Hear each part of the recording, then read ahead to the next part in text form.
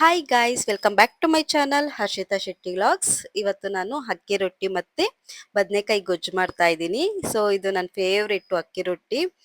ತುಂಬಾ ದಿನಗಳಾಗೋಗಿತ್ತು ಮಾಡ್ಬಿಟ್ಟು, ಅದಕ್ಕೋಸ್ಕರ ಮಾಡ್ತಾ ಇದ್ದೀನಿ. ಮತ್ತೆ ಈ ರೆಸಿಪಿ ಬಂದು ನಮ್ಮೂರ್ ಸೈಡ್ದು ಉತ್ತರ ಕನ್ನಡ. ಆ, ಶಿರ್ಸಿ ಸಿದ್ದಾಪುರ ಅಂದ್ರೆ ಆಲ್ಮೋಸ್ಟ್ ಗೊತ್ತಾಗುತ್ತೆ. ಸಿದ್ದಾಪುರ ನಮ್ಮೂರು, ಅಲ್ಲೇ ಒಂದು ಹಳ್ಳಿ ಅವ್ರಗುಪ್ಪ ಅಂತ. ಸೊ ನಾವು ಊರ್ಗ್ ಹೋದಾಗೆಲ್ಲ ಇದನ್ನ ಮಿಸ್ಸೇ ಮಾಡಲ್ಲ, ಬದನೆಕಾಯಿ ಗೊಜ್ಜು. ಅದಕ್ಕೋಸ್ಕರ ತುಂಬಾ ಆಸೆ ಆಗೋಗಿತ್ತು. ಊರಿಗೆ ಹೋಗಿ ತುಂಬಾ ದಿನಗಳಾಗೋಗಿದೆ. ಬಟ್ ಇಲ್ಲೇ ಮಾಡ್ಕೊಂಡ್ ತಿನ್ನೋಣ ಅಂತ ಮಾಡ್ಕೊಂತಾ ಇದ್ದೀನಿ. ನಾನು ಮಾರ್ಕೆಟ್ಗೆ ಹೋದಾಗ ಬದನೆಕಾಯಿ ಇದು ಕಾಣಿಸ್ತು. ಸೊ ನಮ್ಮ ಹಸ್ಬೆಂಡ್ಗೆಲ್ಲ ಇದು ರೆಸಿಪಿ ಗೊತ್ತಿರ್ಲಿಲ್ಲ, ಬಿಕಾಸ್ ಈ ಕಡೆ ಸೈಡು ಆಲ್ಮೋಸ್ಟ್ ಆ ಥರ ಯಾರು ಮಾಡಲ್ಲ ಅನ್ಸುತ್ತೆ. ಅದಕ್ಕೋಸ್ಕರ ಅವ್ರಿಗೂ ಒಂದ್ಸಲಿ ಟ್ರೈ ಮಾಡ್ಸೋಣ ಈ ರೆಸಿಪಿನ ಅಂತ ಇಲ್ಲಿ ಮಾಡ್ತಾ ಇದ್ದೀನಿ. ಸೊ ಅದಕ್ಕೋಸ್ಕರ ಫಸ್ಟ್ ನಾನು ಅಕ್ಕಿನ ಜರಡಿ ಇಟ್ಕೊತಾ ಇದ್ದೀನಿ. ಜರಡಿ ಇಟ್ಕೊಂಡಾದ್ಮೇಲೆ ಅದನ್ನ ನಾವು ಕಲ್ಸ್ಕೊಬೇಕಾಗುತ್ತೆ ಬಿಸಿನೀರಲ್ಲಿ. ಸೊ ನಾನು ಊರಿಗೋಗಿ ತುಂಬಾ ದಿನಗಳಾಗಿದೆ ಅನ್ನಲ್ಲ, ಯಾವಾಗನ ಹೋಗ್ಬೇಕು ಅಂತ ಅನ್ಕೊಂಡಿದೀನಿ. ಬಟ್ ಇಲ್ಲಿ ಕೆಲ್ಸಗಳಿಂದ ಹೋಗಕ್ಕಾಗ್ತಿಲ್ಲ. ಯಾವಾಗನ ಹೋದಾಗ ನಮ್ಮೂರ್ದು ಫುಲ್ಲು ವಿಡಿಯೋಗಳು ಮಾಡ ಹಾಕ್ತೀನಿ. ಸೊ ಇಲ್ಲಿ ಫಸ್ಟ್ ನಾನು ಏನ್ ಮಾಡ್ಕೊಂಡಿದ್ದೀನಿ ಅಂದ್ರೆ, ಅಕ್ಕಿ ಹಿಟ್ಟನ್ನ ಫಸ್ಟ್ ಜರಡಿ ಇಟ್ಕೊಂಡಿದ್ದೀನಿ. ಅದು ಸ್ವಲ್ಪ ಸಾಫ್ಟ್ ಆಗೇ ಇರ್ಲಿ ಅನ್ನೋಗೋಸ್ಕರ. ನಮ್ಮೂರ್ ಸೈಡ್ ಎಲ್ಲ ಏನ್ ಮಾಡ್ತಾರೆ ಅಂದ್ರೆ ಒಂದ್ ಸ್ವಲ್ಪ ತರ್ತರಿಯಾಗಿ ರುಬ್ಬಿಸ್ಕೊಂಡ್ ಬರ್ತಾರೆ, ರೊಟ್ಟಿಗೋಸ್ಕರ ಅಂತಾನೆ. ಬಟ್ ಇಲ್ಲಿ ಆತರ ಏನು ಮಾಡಲ್ವಲ್ಲ, ಅದಕ್ಕೋಸ್ಕರ ನಾರ್ಮಲ್ ಆಗಿ ಅಕ್ಕಿ ಹಿಟ್ಟು ಏನಿತ್ತು ಅದ್ರಲ್ಲೇ ಮಾಡ್ಕೊಂತಾ ಇದ್ದೀನಿ.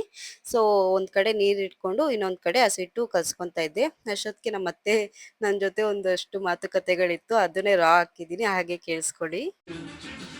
ಇಲ್ಲಾಂದರೆ 2 ಟ್ರಿಪ್, ವಾರಕ್ಕೆ 2 ಟ್ರಿಪ್ ಇರೋದು. ನಾವು ನಮ್ಮಲ್ಲಿ ನಾಷ್ಟ ಮಾಡ್ಕೊಂಡು ನಾವು ಅಂಟೋಗಿ ಹೋಗ್ತೀನಿ, ಕಾಫಿ ಕೊಡ್ಕೊಂಡು ನಾಷ್ಟ ಮಾಡಿದರೆ ನಾನು ಎತ್ಕೊಬೋದು ಅವರು ಅಲ್ಲಿಗೆ. ಇಲ್ಲ ಅಂದರೆ ಇಲ್ಲ, ಬಂದು ಮಾಡೋದು. ಆವಾಗ ನಮ್ಮ ದೊಡ್ಡಪ್ಪ ಮುಂದಿನ ಚೆನ್ನಾಗಿ ತಿಂದು ತಿಂದು ಶುಗರ್ ಬಂದ್ಬಿಟ್ಟು ಸಿಹಿ ಜಾಸ್ತಿ ಆಗಬೇಕು. ನಾನು ನಮ್ಮ ಅತ್ತೆಗೆ ಮಾತುಕತೆಗೆ ಸಿಗದೆ ಅಡುಗೆ ಮನೇಲಿ ಅಂತ ಹೇಳ್ಬೋದು. ಬಿಕಾಸ್ ನಾನು ಜಾಸ್ತಿ ಟೈಮ್ ಕಳೆಯೋದು ಅಡುಗೆ ಮನೇಲಿ. ಅದನ್ನ ಬಿಟ್ಟರೆ ಇನ್ನೇನು ಆಫೀಸ್ ಕೆಲಸಕ್ಕೆ ಹೋಗಿ ಕುತ್ಕೊಂಡ್ಬಿಡ್ತೀನಿ. ಅವಾಗ ಅಂತೂ ಟೈಮ್ ಸಿಗೋದೇ ಇಲ್ಲ ನನಗೆ ಅವ್ರ ಹತ್ರ ಮಾತಾಡೋಕ್ಕೆ. ಅದಕ್ಕೋಸ್ಕರ ನಾನು ಅಡುಗೆ ಮಾಡುವಾಗೆಲ್ಲ ಬಂದು ಅವ್ರದ್ದು ಹಳೆ ಸ್ಟೋರಿಗಳನ್ನೆಲ್ಲ ಹೇಳ್ತಾ ಇರ್ತಾರೆ. ಆಗಿತ್ತು ಆ ಕಾಲದಲ್ಲಿ ಹೀಗೆ ಅಂತ ನಾನು ಅಂತ ಇರ್ತೀನಿ. ಒಳ್ಳೆ ಒಂದು ಟೈಮ್ ಪಾಸ್ ಆದಂಗೂ ಆಗ್ತಾ ಇರುತ್ತೆ, ಮತ್ತೆ ಅಡುಗೆ ಮಾಡ್ದಂಗೂ ಗೊತ್ತಾಗಲ್ಲ. ಸೊ ನಾನಿಲ್ಲಿ ಫಸ್ಟ್ ಹೇಳಿದ್ನಲ್ಲ ಬಿಸಿನೀರು ಇಟ್ಕೊಂಡಿದ್ದೆ ಅಂತ, ಬಿಸಿನೀರಿಗೆ ಒಂದಷ್ಟು ಸ್ವಲ್ಪ ಉಪ್ಪು ಹಾಕ್ಬಿಟ್ಟು ಇಟ್ಕೊಂಡಿದ್ದೆ. ಅದಾದ್ಮೇಲೆ ಅದು ಕುದಿಯೋ ಸ್ಟೇಜಲ್ಲಿ ನಾನು ಇಲ್ಲಿ ಜರಡಿ ಇಟ್ಕೊಂಡಿದ್ನಲ್ಲ ಅಕ್ಕಿ ಹಿಟ್ಟನ್ನ, ಅದನ್ನ ಹಾಕೊತಾ ಇದ್ದೀನಿ. ಸೊ ಹಾಕೊಂಡು ಚೆನ್ನಾಗಿ ಕಲ್ಸ್ಕೊಬೇಕಾಗುತ್ತೆ, ನೋಡ್ಕೊಂಡು ಕಲ್ಸ್ಕೊಬೇಕು ಅದನ್ನ. ಬಿಕಾಸ್ ಸ್ವಲ್ಪ ಗಂಟುಗಳು ಜಾಸ್ತಿ ಆಗೋದ್ರೆ ಚೆನ್ನಾಗಿರಲ್ಲ. ಅದಕ್ಕೋಸ್ಕರ ನೋಡಿ ನೋಡಿ ಕಲ್ಸ್ಕೊಬೇಕಾಗುತ್ತೆ ನಿಧಾನಕ್ಕೆ. ಸೊ ಇಲ್ಲಿ ನಮ್ಮ ಅತ್ತೆ ಇನ್ನೂ ಮಾತಾಡ್ತಾನೆ ಇದ್ರು. ನಾನು ಹಾಗೆ ಹ್ಞೂ ಹ್ಞೂ ಅನ್ಕೊಂಡು ಆ ಕಲ್ಸ್ಕೊತಾ ಇದ್ದೀನಿ. ಸ್ವಲ್ಪ ಫ್ಲೇಮು ಲೋಗೆ ಇರಲಿ, ಬಿಕಾಸ್ ಅದು ಉಪ್ಪು ಬಂದ್ಬಿಡುತ್ತೆ. ಅಕ್ಕಿ ಹಿಟ್ಟು ಹಾಕಿದ ತಕ್ಷಣ ಅದು ಉಪ್ಪು ಬಂದ್ಬಿಡುತ್ತೆ. ಅದಕ್ಕೋಸ್ಕರ ಫ್ಲೇಮ್ ಸ್ವಲ್ಪ ಕಮ್ಮಿ ಇಟ್ಕೊಂಡು ನಾನು ಇಲ್ಲಿ ಕಲ್ಸ್ಕೊತಾ ಇದ್ದೀನಿ.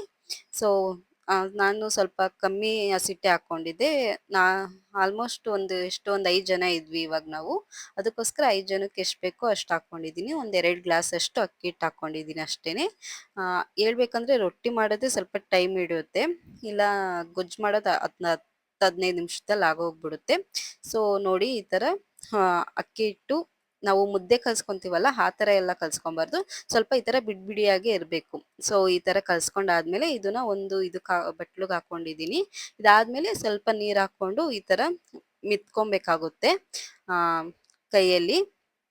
ಸೊ ಇದೇ ಸ್ವಲ್ಪ ಟಫೆಸ್ಟ್ ಇದು ಅನ್ಬೋದು, ಬಿಕಾಸ್ ಅದು ಮಾತ್ರ ಸಖತ್ತು ಬಿಸಿ ಇರುತ್ತೆ. ಮತ್ತೆ ಅಕ್ಕಿ ಹಿಟ್ಟು ಇದು ಏನು ಅಕ್ಕಿ ರೊಟ್ಟಿ ಯಾವಾಗಲೂ ಮಾಡೋರ್ಗೆ ಈಸಿ ಅನ್ಸುತ್ತೆ. ಬಟ್ ಅಪರೂಪಕ್ಕೆ ನಂತರ ಯಾವಾಗೋ ವರ್ಷಕ್ಕೆ 1-2 ಸಲ ಮಾಡೋರ್ಗೆ ಹೆವಿ ಕಷ್ಟ ಅನ್ಸುತ್ತೆ.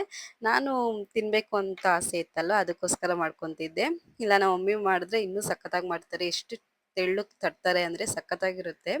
ಸೊ ಇಲ್ಲಿ ನಾನೇ ಮಾಡ್ಕೊಳ್ಳೋಣ ಅಂದ್ಬಿಟ್ಟು ಮಾಡ್ಕೊತಿದ್ನಲ್ಲ, ಅದು ಮಿದ್ಯಾಗಲ್ಲ, ಕೈಯೆಲ್ಲ ನಿಜ ಒಂಥರ ಬಿಸಿಯಾಗಿ ಕೆಂಪಗಾಗ್ಬಿಡುತ್ತೆ ಕೈ, ಅಷ್ಟು ಬಿಸಿ ಇರುತ್ತೆ.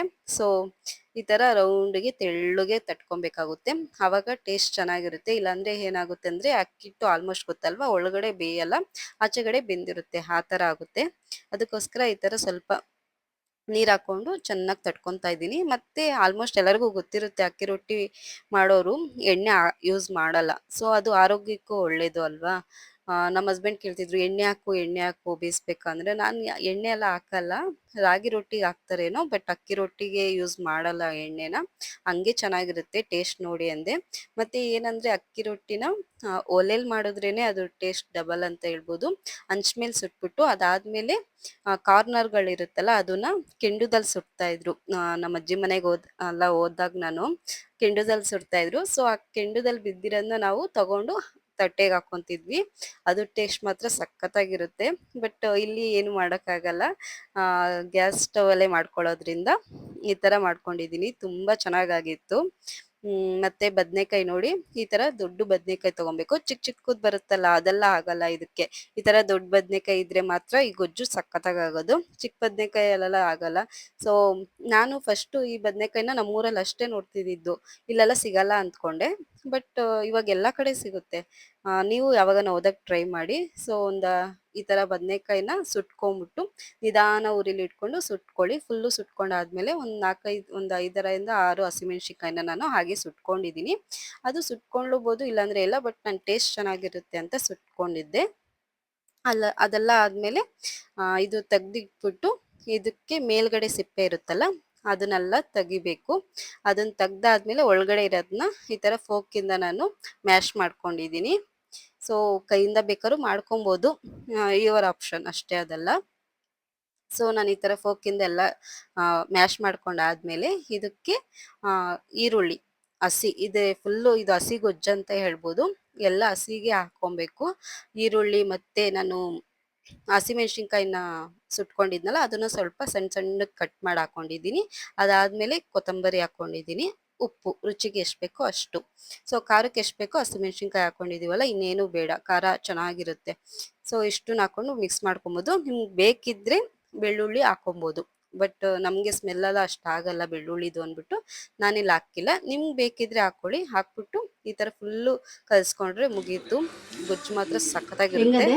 ನಮ್ಮ ಹಸ್ಬೆಂಡ್ ರಿಯಾಕ್ಷನ್ ನೋಡಿ. Super super, extra ordinary. Extra ordinary. ಈ ಥರ ತಿಂತಿದ್ರ ಅವಾಗ? ನಾವು ಈ ಥರ ತಿಂದಿಲ್ಲಪ್ಪ, ನಾವು ಬೇರೆ ಥರ ತಿನ್ನೋದು, ಈ ಥರ ಎಲ್ಲ ತಿನ್ನಲ್ಲ. ಸಕ್ಕತ್ತಾಗದೆ, ಸ್ವಲ್ಪ ಖಾರ. ನಮ್ಮ ಥರ ತಿನ್ನಲ್ಲ ಅಂದ್ಬಿಟ್ಟು ಚೆನ್ನಾಗಿದೆಯೋ ಚೆನ್ನಾಗಿಲ್ವೋ ಅದು ಹೇಳ್ರಿ. ಓಹೋ, ಸೂಪರ್ ಆಗುತ್ತೆ, ಸೂಪರ್. ನೀವು ಟ್ರೈ ಮಾಡಿ, ಸಖತ್ತಾಗಿರುತ್ತೆ. ಟೇಸ್ಟ್ ಮಾತ್ರ ಎಷ್ಟು ಕಲರ್ಫುಲ್ಲಾಗಿ ಕಾಣಿಸ್ತಿದೆ ನೋಡಿ. ನೀವು ಒಂದು ಟೈಮ್ ಈ ರೆಸಿಪಿನ ಟ್ರೈ ಮಾಡಿ ಮತ್ತೆ ಹೇಗಿತ್ತು ಅಂತ ಕಮೆಂಟ್ ಮಾಡಿ. ಇವತ್ತಿನ ವ್ಲಾಗ್ ಇಷ್ಟ ಆಗಿತ್ತು. ಈ ವಿಡಿಯೋ ನಿಮ್ಗೆ ಏನಾದರೂ ಇಷ್ಟ ಆಗಿದ್ರೆ ಪ್ಲೀಸ್ ಲೈಕ್ ಮಾಡಿ ಅಂಡ್ ನನ್ನ ಚಾನಲ್ನ ಸಬ್ಸ್ಕ್ರೈಬ್ ಮಾಡಿ. ಮತ್ತೊಂದು ವಿಡಿಯೋ ಜೊತೆ ಬರ್ತೀನಿ. ಅಲ್ಲಿವರೆಗೂ ಬಾಯ್.